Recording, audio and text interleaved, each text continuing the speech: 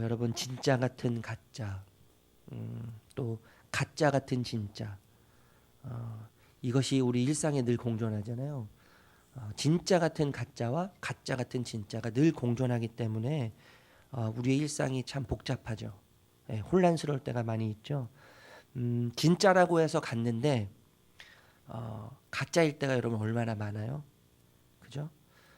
무엇이 진짜인지 정말 알 수 없을 것 같은 세상이 우리가 살고 있는 이 세상의 이야기잖아요.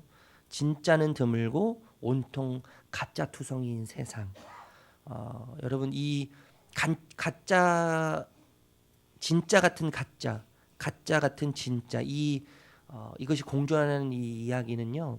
사실 우리 일상만 그런 게 아니죠. 진리에 있어서도 마찬가지인 것 같아요. 우리 주변에는요 진리 같은 거짓들로 가득 차 있어요.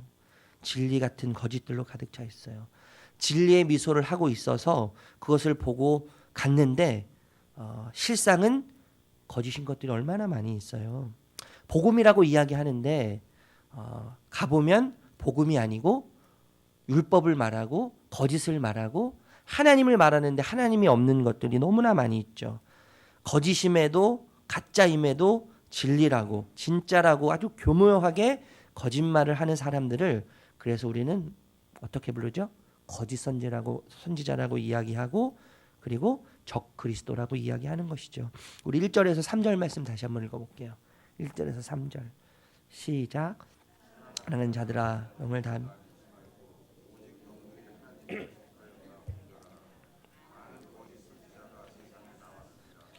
이로써 너희가 하나님의 영을 알지니 곧 예수 그리스도께서 육체로 오신 것을 시인하는 영마다 하나님께 속한 것이요 예수를 시인하지 아니하는 영마다 하나님께 속한 것이 아니니 이것이 곧 적 그리스도의 영이니라. 오리라 한 말을 너희가 들었거니와 지금 벌써 세상에 있느니라. 여러분 진짜 같은 거짓이 단순한 정보에 불과하다면 괜찮죠 사실. 조금 손해 보면 되고요. 조금 고통스러우면 될 것 같아요. 진짜 같은 거짓이요. 단순한 정보면 진짜 아무런 문제가 안 될 거예요. 그런데 여러분,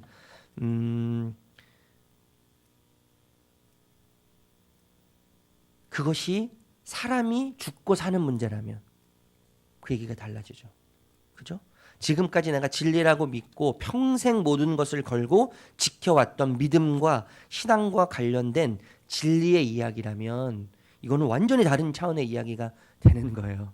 그렇죠? 진리에 있어서 여러분 그래서요 더 분별력이 우리에게 필요한 거 아니겠어요? 여러분 가짜가 있다는 것은 무엇을 반증하죠? 진짜가 있다는 거예요. 그죠?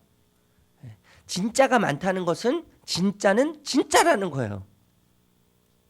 여러분 왜 예수 그리스도의 이름으로 많은 사람들이 거짓을 이야기하죠? 예수 그리스도가 진짜이기 때문에 그런 거예요. 진짜이기 때문에. 진짜일수록 짝퉁이 훨씬 많죠. 가짜일수록요 그것을 모방하고 흉내내는 것들은 너무나 많이 널려 있어요. 왜냐하면 그것이 너무나 가치 있기 때문에 그런 것이죠.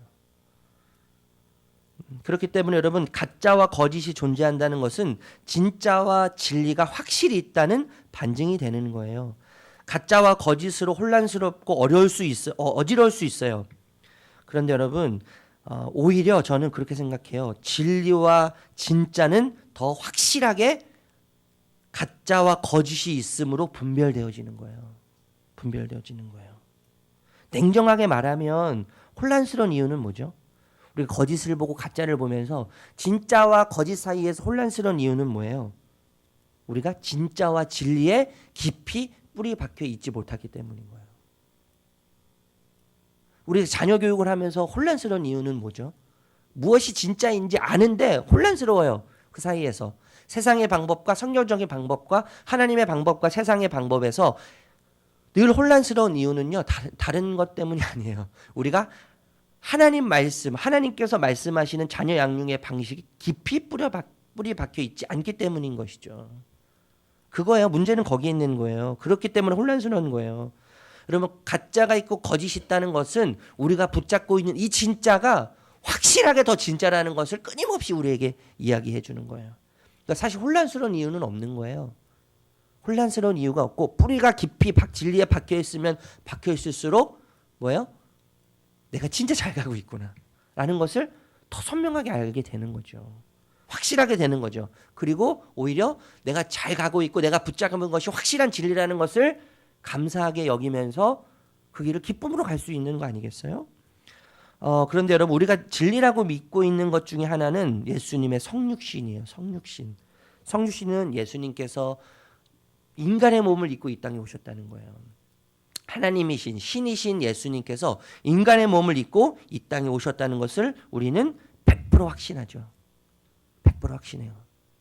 그래서 예수님은 완전한 신이시면서 완전한 인간이시라는 이 말도 안 되는 이야기를 우리는 진리라고 믿는 사람들이잖아요. 그래서 이 새벽에 우리가 나와 있는 거 아니겠어요? 완전한 신이시면서 완전한 하나님이신 사람이신 그분을 믿는 이것이 성육신의 진리예요. 성육신의 진리. 그럼 성육신에는 여러 가지 의미가 담겨 있어요. 대표성. 우리를 대신하셔서 예수님이 이 땅에 인간의 몸을 입고 오셨어요. 만약 육체로 오시지 않았다면 이 대표성에 아무런 의미가 부여되지 않는 것이죠. 인간의 몸을 입고 오셨기 때문에 우리를 대신해서 우리를 대표해서 십자가 못 박히셔서 돌아가셔요. 그래서 우리를 대표해서 우리의 모든 죄악을 깨끗하게 하시죠. 만약에 예수님께서 인간의 몸을 입고 오지 않으셨다면 어떻게 되는 거예요? 그 대표성은 무의미하게 되는 거 아니겠어요? 여러분 이 성육신의 의미 속에는요 죄삼이라는 의미가 그래서 담겨 있는 거예요. 죄값을 치르기 위해서 오신 예수님이 육체로 오시지 않았다면 죄 용서는 없는 거예요. 육체로 오시지 않아서 십자가에 못 박히지 않으셨다면 부활도 가짜가 되는 거죠. 부활도 가짜가요. 부활이 성립 안 되는 거예요. 부활을 통해서 예수님께서 우리에게 선물을 주셨잖아요. 의로움. 그것을 믿는 자들에게 의롭다 하시는 선물을 주셨는데 예수님께서 성육신 하시지 않으셨다는 것은 뭐죠? 또 의롭다함이 가짜라는 거예요. 구원이 가짜라는 거죠. 여러분 이 모든 것이 뭐죠? 복음 아니에요? 복음? 예수님께서 인간의 몸을 입고 이 땅에 오시지 않았다는 것은 결국엔 이것을 믿지 않는다는 것은 복음을 불신한다는 이야기죠. 그러니까 예수님을 인정하는데 그 예수님께서 육체로 오신 것을 인정하는 것이 복음을 진리로 인정한다는 말이 되는 거예요. 반대로요. 여러분 예수님은요 인간의 몸을 입고 이 땅에 오셨어요. 그 하나님이신 예수님이 인간의 몸을 입고 이 땅에 내려오셨어요. 제한이 없는 그분이 인간의 몸을 입고 오심으로 제한을 경험하기 시작하셨죠. 주무실 필요 없는 그분이 인간의 몸을 입고 오심으로 이 땅에서 피곤을 느끼시기 시작하셨죠. 비난받을 필요 없는 그분이 배신당할 필요 없는 그분이 인간의 몸을 이 땅에 입고 오심으로 제자들로 사랑하는 제자들로 인해서 배신을 당하시면서 아픔의 눈물을 흘리셨죠. 두려워하실 필요 없는 그분이 인간의 몸을 입고 오심으로 두려움을 느끼기 시작하신 거예요. 예수님은 완전히 인간의 몸을 입고 이 땅에 오셨어요. 여러분 그런데 우리가 이것을 어떻게 진리라고 믿죠? 이 드라마 같은 이야기를요. 그죠? 진짜 만화 같은 이야기죠. 무슨 슈퍼맨하고 다를 게 없잖아요. 슈퍼맨 이야기하고 배트맨 이야기하고 다를 게 있어요? 인간이 하나님이신 신이 인간의 몸을 입고 이 땅에 오셨다는 이야기요. 완전히 만화 같은 이야기잖아요. 이 만화 같은 이야기를 우리는 진리라고 믿는 사람들이에요. 이 이야기를 우리가 어떻게 믿어요? 어떻게 진리라고 믿을 수 있어요? 그 진리를 진리라고 믿도록 돕는 분이 성령님이신 거예요. 성령님이 이것을 진리라고 분별하여서 믿도록 하시는 거죠. 그분은 하나님의 영이시고 그분은 진리의 영이시고 예수 그리스도에 대해 증거하시는 분이시기 때문에 그 진리의 영이 오시면 뭐예요? 이 놀라운 진리를 분별해서 이 진리가 진짜 진리라고 믿고 받아들이도록 성령님께서 우리를 도우시는 거예요. 성령의 전적인 은혜죠. 성령의 전적인 은혜. 여러분 그래서 이 성령을 모시고 예수님의 성육신을 진리로 분별하여 믿는 자를 하나님의 자녀라고 하세요. 하나님의 자녀. 이것이 믿어지는 자가 하나님의 자녀예요. 하나님의 자녀. 4절에서 6절 말씀 읽어볼게요. 4절에서 6절. 4절에서 6절 시작.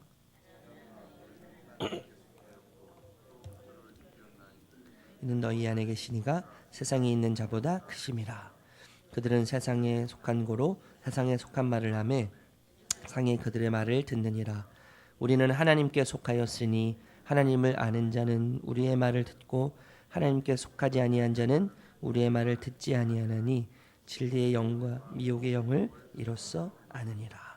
여러분 하나님의 자녀는 이 세상에 속한 자가 아닙니다. 하나님의 자녀는 하늘에 속한 자고 하나님께 속한 자예요. 그래서 이 땅에서 살지만 하나님의 자녀는 이 땅의 방식으로 살지 않고 하늘의 방식과 하나님의 방식으로 이 땅을 살아가는 자가 하나님의 자녀인 거예요. 하나님이 이 땅에서 우리를 살도록 부르신 그 하나님의 방식이 어떤 방식이냐면 하나님께서 우리를 대하는 방식이죠. 여러분 자녀는 부모를 닮아가게 되어 있어요. 자녀는요 부모를 반드시 닮아가게 되어 있어요. 그것이 좋은 것이든 나쁜 것이든 자녀는 부모를 닮아가는 거예요. 하나님의 자녀는 하나님을 닮아가게 되어 있는 거예요. 그것이 뭐죠? 곧 사랑이에요. 사랑. 하나님께서 우리를 사랑의 방식으로 대하셨고 사랑으로 우리를 품으신 것처럼 이 땅을 살아갈 때 그 방식으로 사랑의 방식으로 하나님의 자녀들은 이 땅을 살아가게 되는 것이죠. 7절 말씀 읽어볼게요. 7절 8절 말씀. 7절 8절 시작.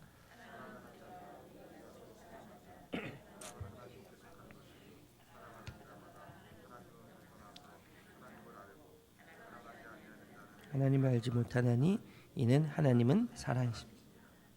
여러분 하나님의 본질은 사랑이에요. 본질이라는 말은 제가 주일날에도 말씀드렸지만 그것이 그것 되게 하는 게 본질이죠. 하나님을 하나님 되도록 하는 것이 사랑이죠. 왜냐하면 하나님의 본질은 사랑이기 때문에 그래요. 그래서 하나님을 사랑이시라고 우리가 이야기하는 거예요. 그 사랑의 하나님의 본질이 사랑이신데 그 사랑의 여러 가지 사랑을 나타내는 것 중에 한 가지가 뭐가 있냐면 우리를 먼저 사랑하셨다는 거예요. 우리를 먼저. 우리 중에 그 누구도 하나님을 먼저 사랑한 자가 없어요. 하나님을 먼저 찾은 자가 아무도 없어요. 그렇지만 하나님은 먼저 우리에게 찾아오셨죠. 그리고 우리를 먼저 사랑해 주셨어요. 9절 10절 읽어볼게요. 9절 10절 9절 10절 시작. 하나님이 자기의 독생자를 세상에 보내심은 그로 말미암아 우리를 살리려 하심이라. 사랑은 여기 있으니 우리가 하나님을 것이 아니요 하나님이 우리를 사랑하사 우리 죄를 속하기 위하여 화목제물로 그 아들을 보내셨음이라. 아멘. 제가 몇 번 그런 비유를 들었지만요. 나비와 꽃 얘기하시죠. 나비와 꽃. 그렇죠. 예. 우리가 보기에는 나비가 꽃을 찾아가는 것 같아요. 우리가 느끼기에는 우리가 생각하기엔 내 발로 하나님을 내가 찾아온 것 같아요. 하나님께 예배드리러 온 것 같아요. 그렇지만요. 이미 꽃이 나비를 찾아가기 전에 나비가 꽃을 찾아가기 전에요. 꽃이 향기로 나비를 찾아간 거예요. 나비는 그 냄새를 향기를 맡으면서 꽃에게 다가가는 거잖아요. 우리가 내 발로 하나님 앞에 온 것 같지만요. 이미 예수님은 우리에게 찾아오셔서 우리를 불러주신 거예요. 그렇기 때문에 우리가 주님 앞에 나올 수 있는 것이죠. 우리를 먼저 사랑하신 그 주님의 사랑.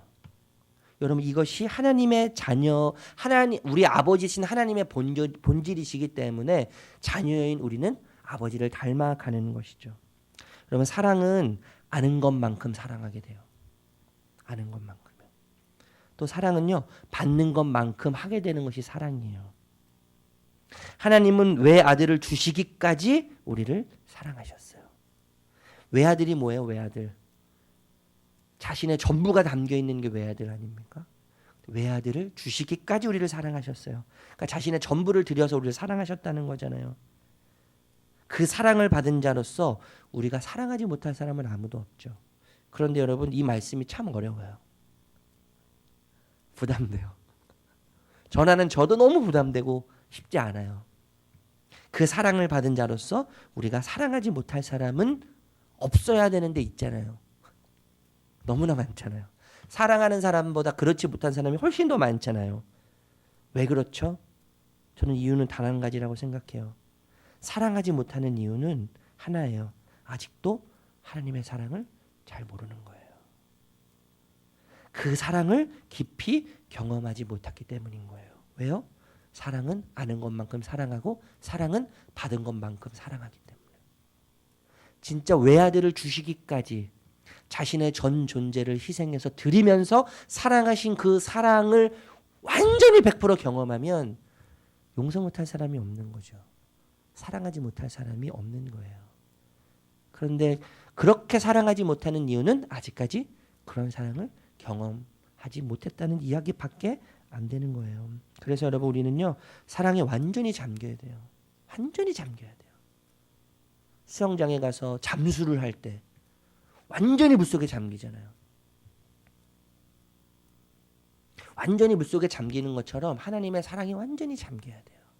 꼴딱꼴딱 발가락만, 뭐 발만, 요즘 족욕이 좋다고 하니까 발만 담고 반신욕이 좋다니까 반만 담고 그런 차원이 아니고 완전히 머리까지 잠겨야 되는 거예요. 하나님 사랑이요. 하나님 사랑이 완전히 잠겨서 그 사랑의 크기와 넓이와 깊이와 높이가 얼마나 위대한지를 알고